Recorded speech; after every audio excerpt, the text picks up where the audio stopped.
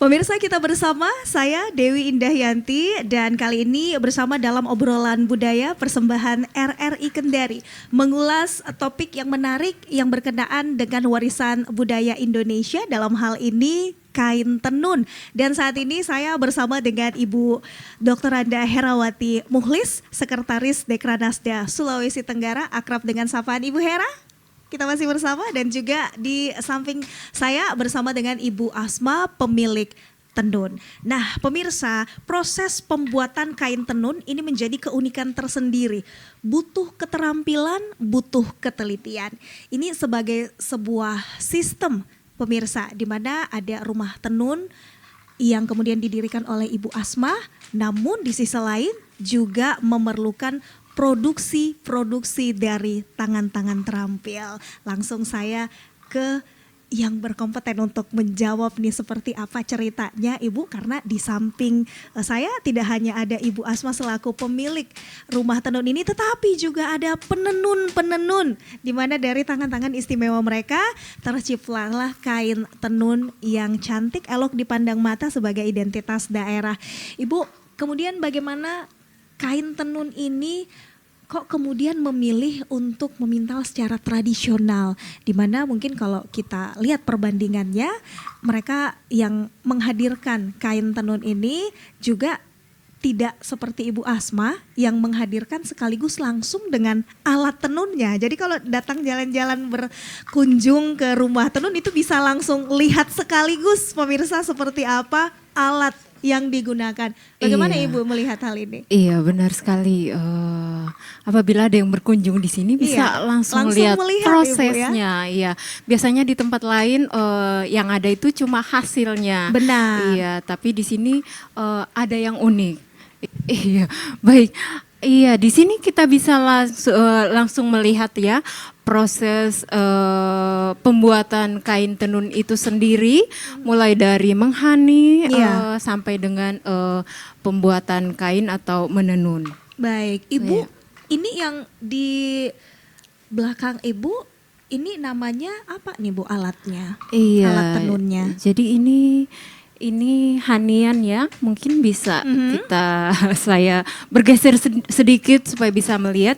Ini Ibu, namanya hanian. Jadi sebelum ditenun kainnya mungkin dihani dulu. Ini namanya proses menghani. Iya. Iya. Iya, jadi setelah dihani mungkin kita bisa lihat langsung juga di samping saya ini proses menenun. Baik, jadi nama alatnya ini adalah gedokan. Iya, gedogan. Gedogan. Gedogan, iya. Oke, baik Ibu. Nah, apakah yang menenun ini Ibu, apakah memang orang-orang yang khusus profesinya sebagai penenun, ataukah melibatkan juga masyarakat secara umum Ibu? Kami untuk sementara yang melakukan proses menghani dan juga menenun itu yang sudah bisa menenun, tapi kita tidak menutup diri. Siapa saja yang mau belajar, kami welcome, membuka diri untuk bagi masyarakat siapapun itu yang mau belajar menenun, kami tetap membuka diri. Baik, Ibu, kalau melihat alat tenun yang ada di rumah tenun ini kan ada 3 ya Ibu. Nah, kemudian yang dimiliki berapa Ibu? Apakah ini milik pribadi ataukah seperti apa peralatan-peralatan ini? Iya, ini milik pribadi. Tapi kalau alat kami sendiri itu banyak. Setiap pengrajin itu pasti punya alat masing-masing. Iya. Jadi biasanya itu pengrajin itu karena memang pengrajin itu rata-rata dari kecil sudah belajar menenun Ibu ya? Sudah belajar menenun, jadi sudah punya alat tenun bawaan, dan khususnya pengrajin kami itu kalau yang belum punya alat ya kami adakan. Yang penting ada kemauan dulu untuk mau menenun tidak. Iya. Baik, pemirsa, kita kembali bersama untuk meneruskan perbincangan kita kali ini. Saya ke Ibu Herawati. Ibu, menarik sekali bahwa di rumah tenun ini ada alat-alat tenun. Bagaimana kemudian Dekranasda mensupport ini? Saya kira ini apa yang dilakukan oleh Ibu Asma ini saya anggap bagi kami Dekranas itu sangat luar biasa. Jadi di samping melestarikan, mengembangkan juga membantu membuka lapangan kerja bagi para perajin. Iya. Bagi kami Dekranas juga saya melihat bahwa proses regenerasi perajin itu sudah terjadi di rumah tenun ini. Jadi kalau di kabupaten kota itu mayoritas perajin itu di usia di atas 50 tahun. Iya. Dan memang kami Dekranas juga mendorong setiap kabupaten kota itu untuk melakukan regenerasi untuk para perajin. Saya memberi apresiasi kepada Ibu Asma, seperti tadi saya sampaikan bahwa di samping membuka lapangan kerja, Bu Asma ini sudah melakukan regenerasi perajin. Karena saya lihat 3 perajinnya ini usianya pasti di bawah 25 tahun ya. Ya, jadi saya kira apresiasi dari kami Dekranas menjadi perhatian untuk kami nanti untuk apa yang dilakukan oleh Ibu Asma. Untuk tindak lanjutnya kita nanti akan ketemu lagi Bu Asma. Saya ke Ibu Asma, masih ingin bercerita Ibu mengenai alat-alat ini. Kemudian bagaimana Ibu awalnya tertarik dengan alat-alat tenun ini. Lalu kemudian Ibu mengadakan rumah tenun dan sekaligus juga ada dengan alat-alatnya. Apakah memang dari rumah sendiri, dari keluarga secara turun-temurun, ataukah minat Ibu yang kemudian membawa Ibu pada akhirnya belajar untuk menenun dan jatuh cinta dengan menenun ini, Ibu? Iya, baik. Untuk jatuh cinta dengan menenun itu dari kecil. Memang begitu saya masih SD umur belasan itu saya ingat betul ya, kelas 5 SD itu saya sudah bisa menghani. Jadi apakah itu dorongan atau keterpaksaan saya juga tidak mengerti. Dulu kan masih kecil, kalau tidak menenun bantu orang tua, kita di kampung seperti itu. Yeah. Jadi umur 5 tahun itu pulang sekolah kita harus bantu orang tua bantu menghani. Iya. Jadi kecintaan saya dengan tenun itu ya memang dari kecil saya sudah mencintai tenun. Jadi ketika saya dulu kami tinggal di daerah ya di Muna. Ketika saya berdomisili di sini,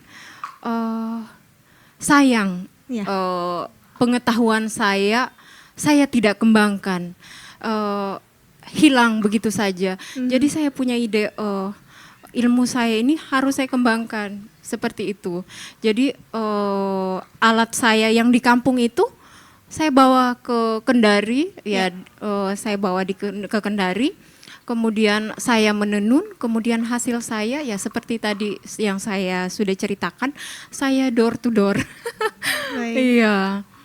Terus berkembang usaha ini kemudian menghasilkan pundi-pundi rupiah dan menjadi mata pencaharian ya. Iya. Ini juga berkat dukungan dari Dekranasda yang selalu mensupport para UMKM untuk bisa berkembang. Bagaimana kemudian bermitra Ibu dengan Dekranasda? Iya, alhamdulillah kami sangat bersyukur sekali dan senang sekali dengan Dekranasda ya.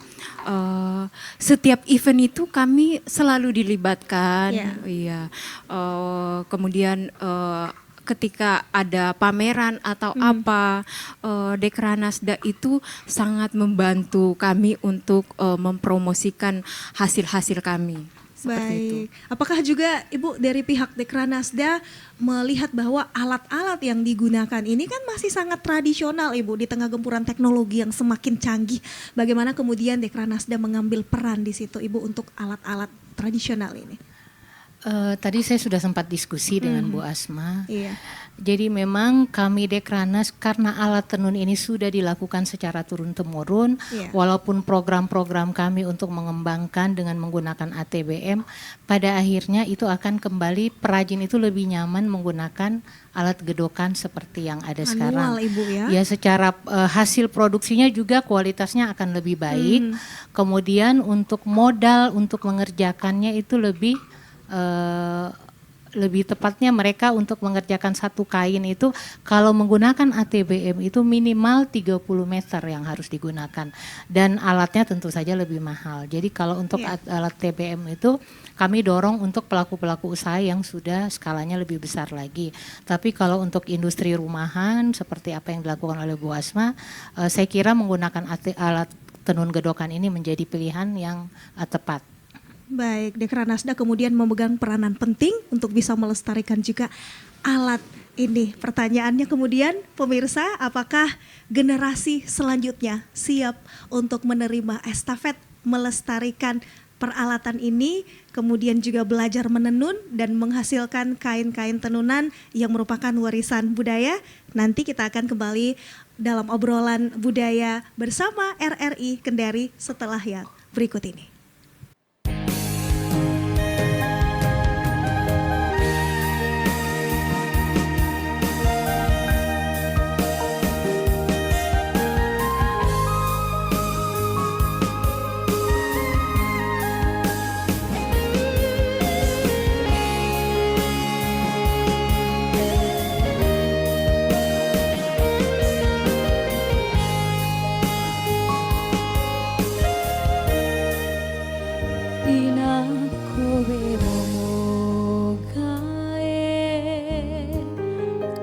Samo no kala amaku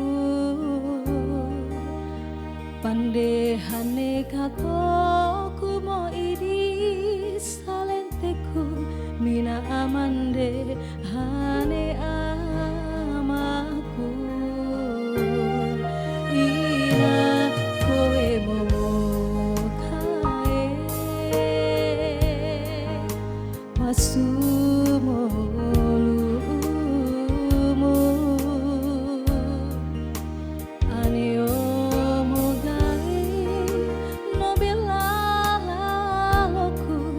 sabaramu ina kowe mo gaina sabaramu ina tarun sambo idi anamu tarun sambo idi anamu sodu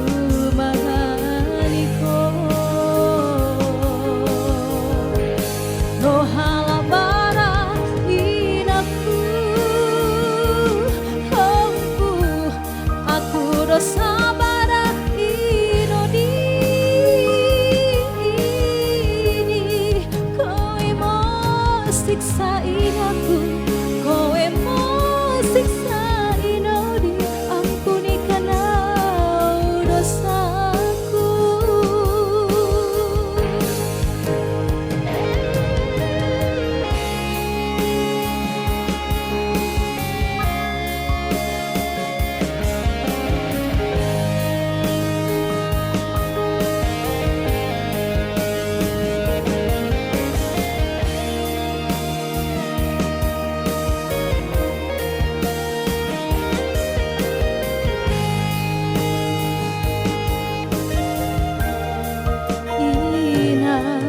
Kowe momo kae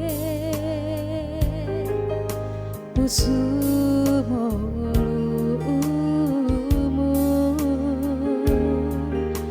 aneo mogae no belaku tak sabaramu ina kowe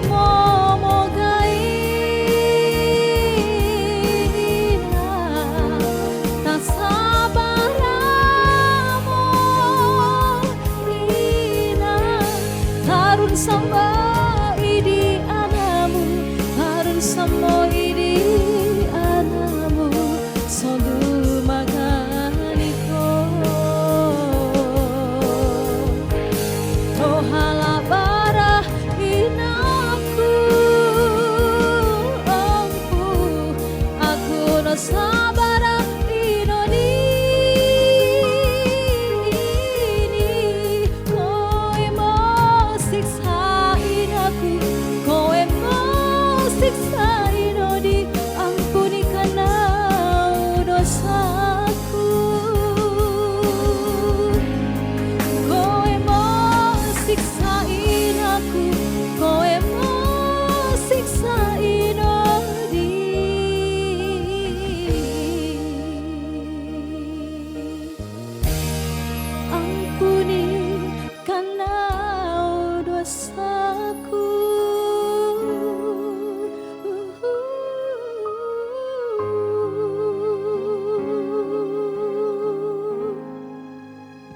ide untuk mendirikan rumah tenun ini, bolehkah Ibu bercerita kepada kami? Iya, pastinya boleh dong. Iya, jadi punya ide untuk punya rumah tenun itu sebenarnya sudah lama, tapi mungkin rezekinya belum sempat promosikan tenun atau menjual hasil karya kami itu ya dari dulu, dari kurang lebih tahun 2012 hasil kami itu awalnya tidak seperti sekarang ya, penuh proses. Namanya usaha ya, kami sekarang namanya pelaku usaha mungkin sekarang ya Bu. Dulunya saya pengrajin tenunan. Dulu kan tidak seperti sekarang, belum bisa diterima di semua kalangan waktu itu. Iya. Jadi hasil kami itu saya awalnya itu door to door, dari kantor ke kantor. Iya.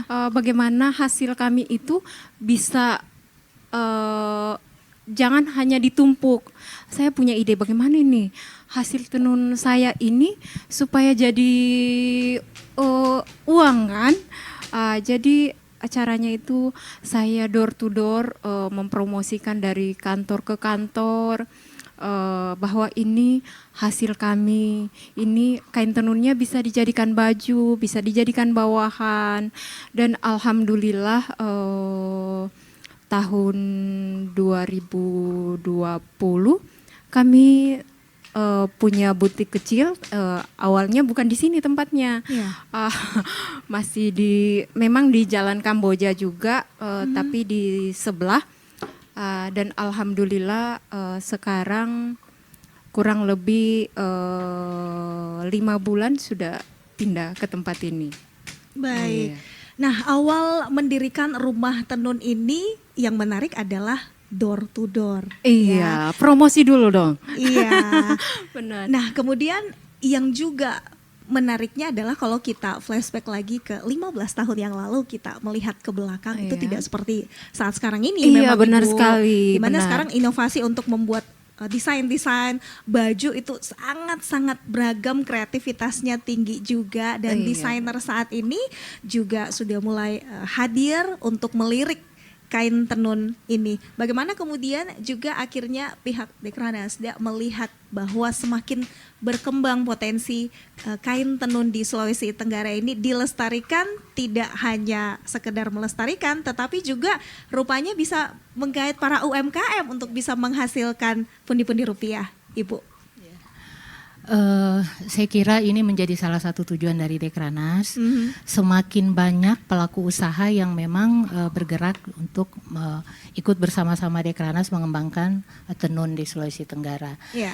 Jadi memang seperti tadi saya sudah sampaikan bahwa program untuk mengembangkan tenun ini tidak hanya digunakan sebagai di upacara-upacara adat, itu memang kami sudah lakukan sejak tahun 1990-an. Jadi sejak Dekranas berdiri itu diawali dengan menggandeng desainer nasional itu Hari Darsono. Jadi itu kami sudah lama berbuat untuk itu.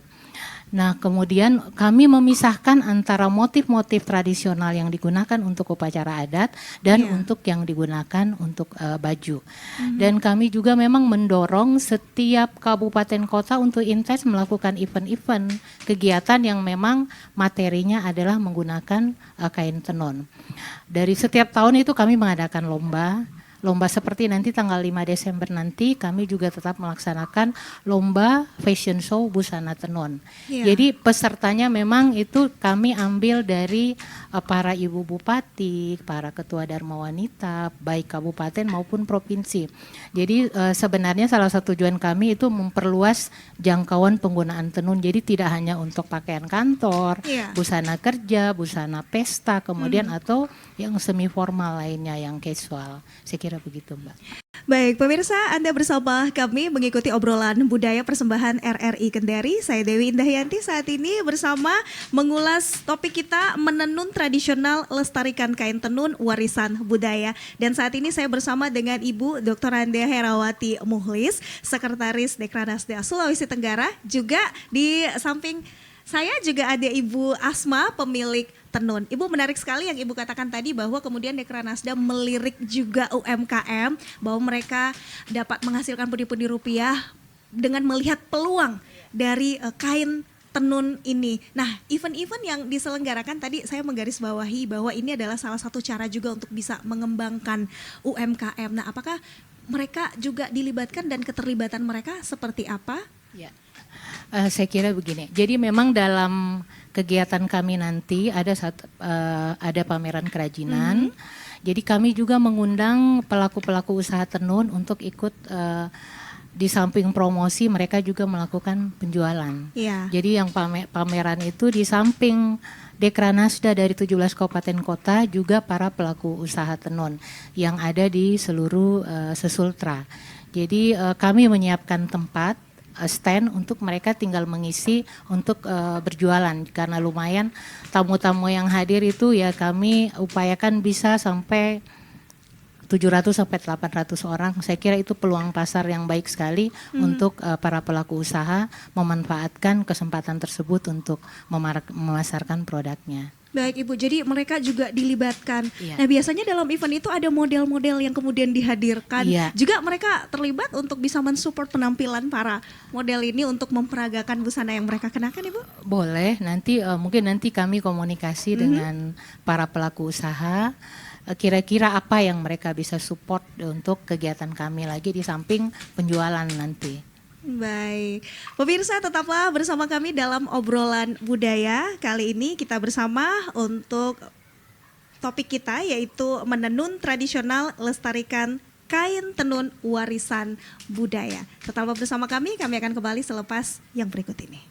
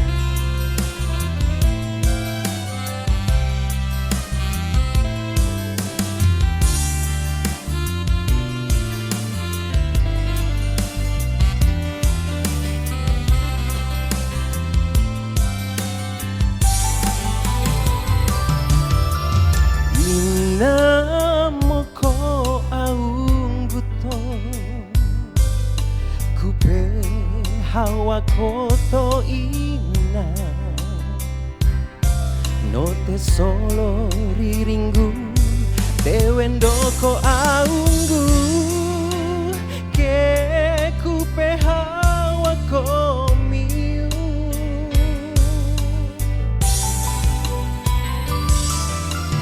ama moko aunggu to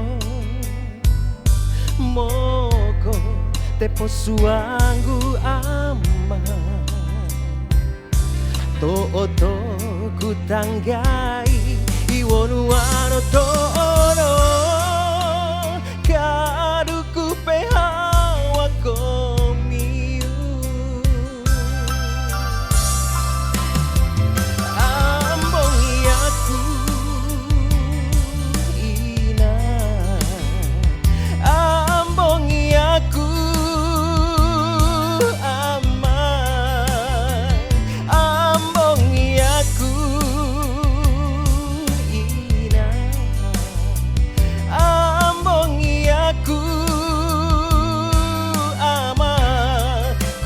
kolu mulai dalem isuere wonua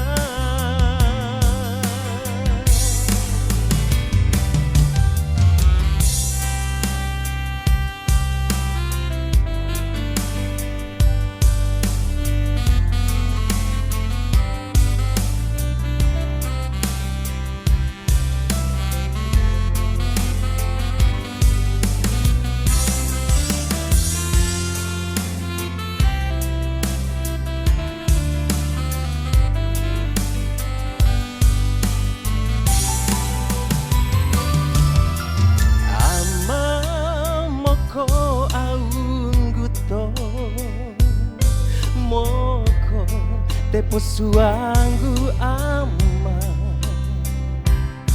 to kutanggai iwonu wano tono kaduku pehawa komiu ambongi aku ina ambongi aku ama ambongi aku ina ambongi aku ama kulakolu mulai dalenggu isuere wonua kulakolu mulai dalenggu isuere wonua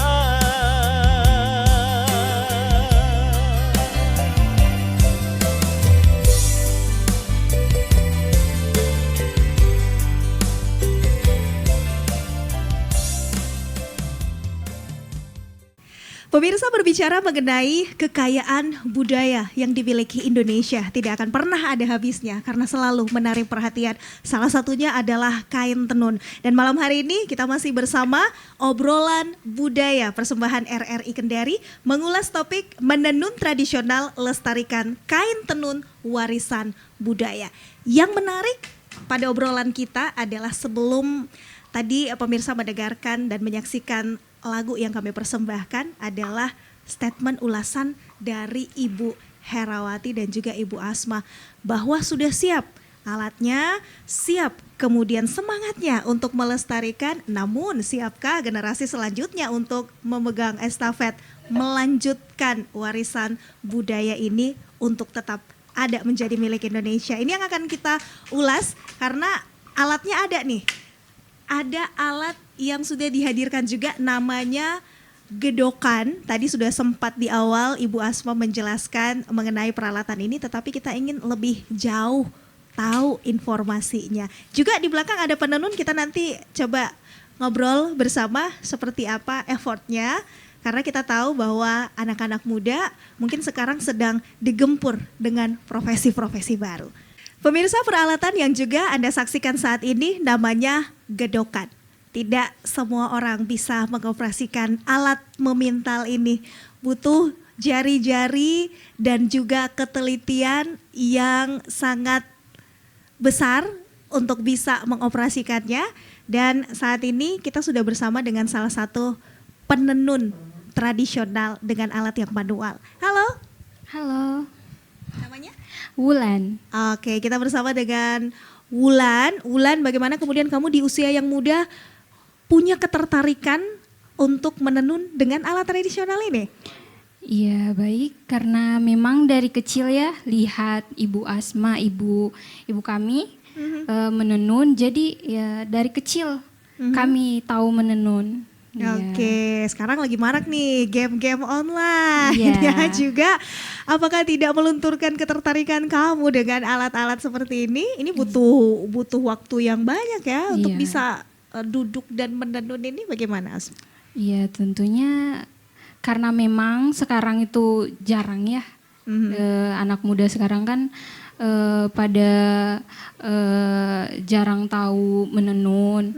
Jadi kami bangga sebagai anak Ibu Asma Ya. bisa menenun, melestarikan kembali tenun kita ya. Tentunya ya begitu.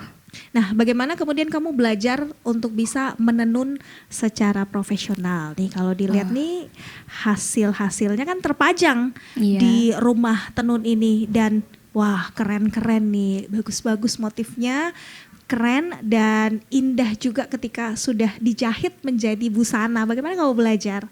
Iya, karena dari kecil ya tadi ya, dari kecil kami diajar sama ibu. Jadi kami tahu dari sudah lama, jadi sudah lancar dari awal. Oke, Ibu Asma sedetail itu diajarkan menggunakan alat-alat ini, Ibu? Iya, Wah, saya baik. cuma mau belajar nih, Bu.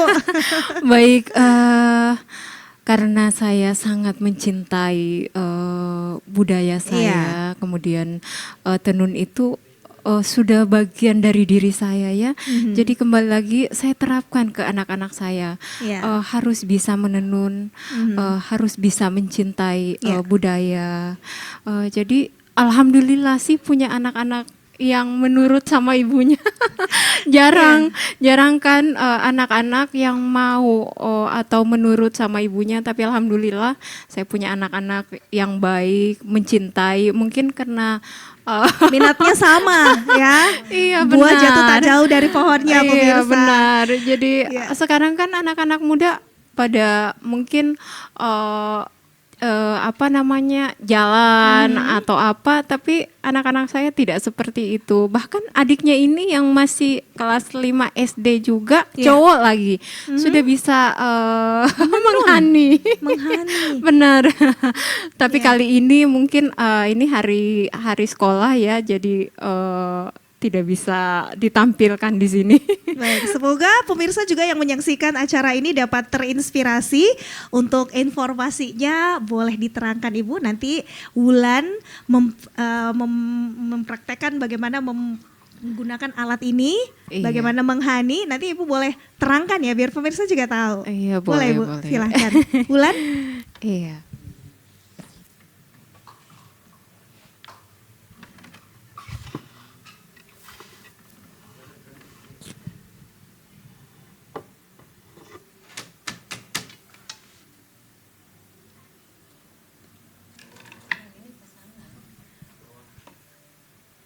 Tadi Ibu Asma menerangkan ini butuh waktu yang lama. Pantasan Ibu ya, ternyata helai demi helai benangnya. Iya benar.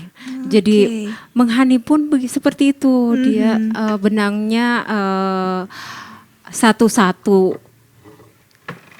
Ya, ini harus sabar Ibu Asma ya. Iya, harus teliti. Iya, anaknya harus tenang. Iya, satu demi satu. Kemudian untuk menentukan motifnya sendiri Ibu bagaimana Ibu? Biasanya untuk menentukan motif, misalnya seperti ini ya, ini yang lagi dikerjakan ini kan pesanan ya. Iya.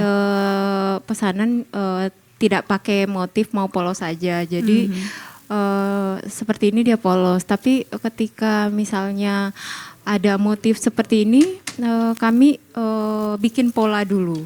Oh jadi Iya. diawali dengan membuat pola Benar. terlebih dahulu Ibu Iya. ya. Apalagi misalnya itu motif baru buat kami, ya itu harus kami buat pola dulu. Baik, dari Dekranasda sendiri memiliki peran salah satunya adalah menggali kemudian juga melestarikan Ibu ya. Kemudian informasi kepada para penenun mengenai motif-motif, kemudian filosofinya, maknanya seperti apa kemudian mereka dibekali Ibu.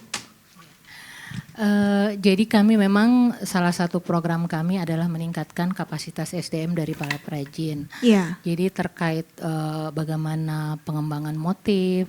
Jadi seperti tadi saya sampaikan bahwa kami itu memisahkan antara motif-motif tenun tradisional yang memang sudah ada pakem untuk penggunaannya. Iya. Kemudian kami sekarang masuk di pengembangan motif. Iya. Secara intens kami melakukan pelatihan. Bulan lalu kami mengadakan workshop dan itu setiap tahun, Iya. mengundang narasumber nasional. Yang barusan kami lakukan adalah mengundang salah satu desainer nasional. Iya. Bagaimana mereka belajar untuk membuat motif, komposisi warna, kemudian bagaimana peletakan motif pada satu kain tenun. Jadi seperti yang kita saksikan bersama ini, kalau tidak seperti tadi sampaikan Bu Asma bahwa mereka membuat pola. Kalau polanya memang tidak dibuat sejak awal, perencanaannya tidak secara matang, apa yang ditenun oleh para perajin ini pada saat membuat pola baju itu terbuang. Iya. Jadi sejak awal kami dari Dekranas itu sudah membekali para perajin untuk mengetahui bagaimana cara meletakkan motif agar pada saat dibuat menjadi baju itu motif-motif itu tidak terbuang lagi.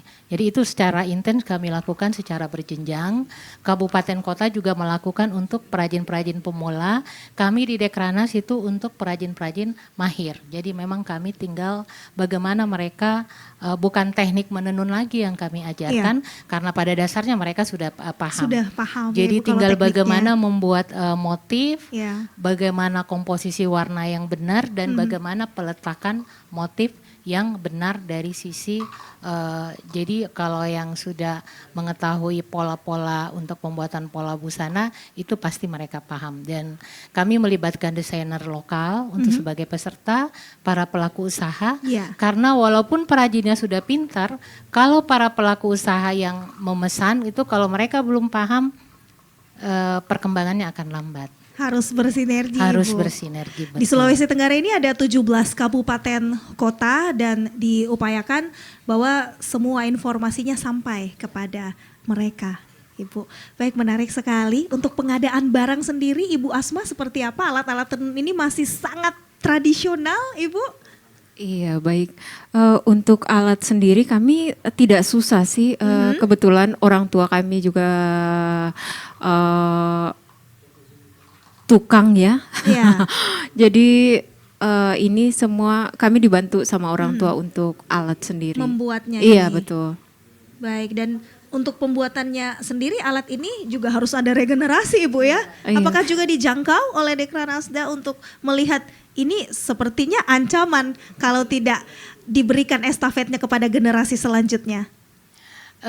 Jadi kalau saya melihat bahwa di mana ada yang butuhkan pasti ada tukang juga yang siap mengerjakan. Untuk alat tenun sendiri ini saya lihat memang ada perbedaan antara di kepulauan antara alat tenun muna dan buton. Kalau muna memang dia berdiri, kalau buton itu dia di rata digulung. Walaupun tetap fungsinya sama. Untuk alat tenun sendiri itu pada akhirnya lebih berkembang. Para tukang-tukang juga sudah membuat alat-alat yang diukir. Bahkan kalau saya lihat di bawah-bawah itu sudah ada ciri khasnya, alat tenunnya itu sudah ada nenas. Sudah jadi dibuat lebih bagus lagi dengan materi kayu yang lebih bagus. Saya kira kami sekali lagi saya sampaikan bahwa kami dari Dekranas sangat mengapresiasi karena tidak hanya perkembangan tenun ini tidak hanya menyentuh para pelaku usaha penenun, tetapi sudah ke pelaku tukang-tukang alat tenun juga sudah menjamur, Mbak, di seluruh kabupaten kota. Baik, semoga kedepannya selalu ada orang-orang yang bisa hadir dengan mengedepankan warisan budaya yang juga dimana tidak hanya menjadi sekedar warisan budaya tetapi juga dapat menjadi penghasil pundi-pundi rupiah dalam hal ini bisa dikembangkan dalam UMKM, Ibu. Semoga nanti next ada Ibu Asma baru yang muncul untuk bisa melestarikan alat tenun dan juga kain tenun karena ini dua hal yang sangat amat berkaitan erat. Baik, dan pemirsa kita terus bersama di penghujung kebersamaan kita kali ini. Kita ada di obrolan budaya persembahan RRI Kendari dan kali ini mengulas topik menenun tradisional lestarikan kain tenun warisan budaya. Saya ke Ibu Asma, 10 tahun dari sekarang apa yang Ibu bayangkan mengenai penenun-penenun yang nantinya akan datang, Ibu? Iya, baik. 10 tahun ke depan itu mudah-mudahan anak-anak muda banyak yang mau belajar dan juga mungkin harapan kami mudah-mudahan di pelajaran P5 ya dulu zaman kami keterampilan di sekolah, Ibu, ya?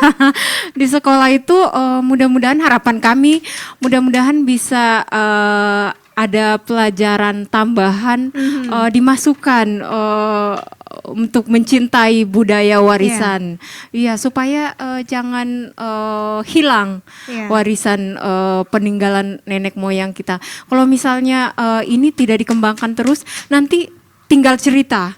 Iya. Amin, kita aminkan bersama dan memang tidak hanya sekedar teori yang diharapkan Ibu ya, Iya, tetapi benar. juga prakteknya seperti Iya, apa. Ibu benar. Asma siap bantu kalau misalnya benar-benar diadakan? Iya, sangat siap. Seperti apa yang kami katakan tadi, kami sangat welcome untuk apabila ada yang mau belajar menenun, siapapun itu dari kalangan manapun, kami sangat siap untuk berbagi ilmu.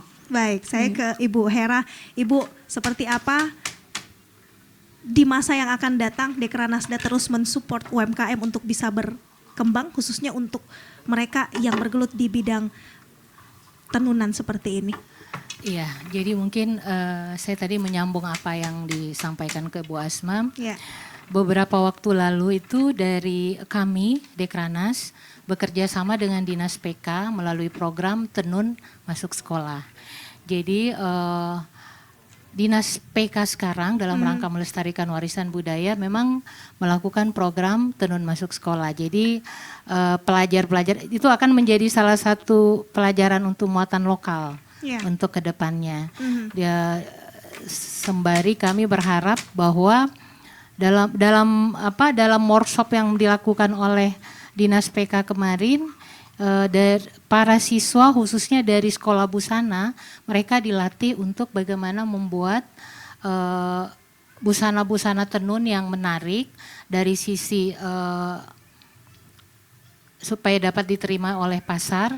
Mereka dilatih selama 2 hari. Mereka dilatih untuk membuat motif, kemudian dilatih untuk membuat busana, dan juga tentunya menggandeng desainer nasional yang sudah punya program sejenis itu dilakukan di Nusa Tenggara Timur. Dan itu kami anggap cukup berhasil untuk adik-adik kita. Dan pakaian yang didesain oleh mereka itu menjadi pakaian untuk siswa se-Sulawesi Tenggara. Saya kira itu langkah yang bagus sekali ya. Kita aminkan bersama semoga program ini terus berjalan sehingga warisan budaya kita khususnya kain tenun beserta dengan peralatan tenun ini tetap lestari dan di masa mendatang menjadi sesuatu yang membanggakan untuk Indonesia. Amin ya rabbal alamin. Pemirsa, inilah akhir kebersamaan kita dalam obrolan budaya persembahan RRI Kendari mengulas topik menenun tradisional, lestarikan kain tenun, warisan budaya. Saya Dewi Indahyanti, mohon pamit undur diri juga beserta dengan Ibu Dr. Anda Herawati Muhlis, Sekretaris Dekranasda Sulawesi Tenggara. Juga bersama dengan Ibu Asma selaku pemilik tenun. Terima kasih atas kebersamaannya dan sampai jumpa. Mari terus lestarikan budaya sebagai warisan nenek moyang kita.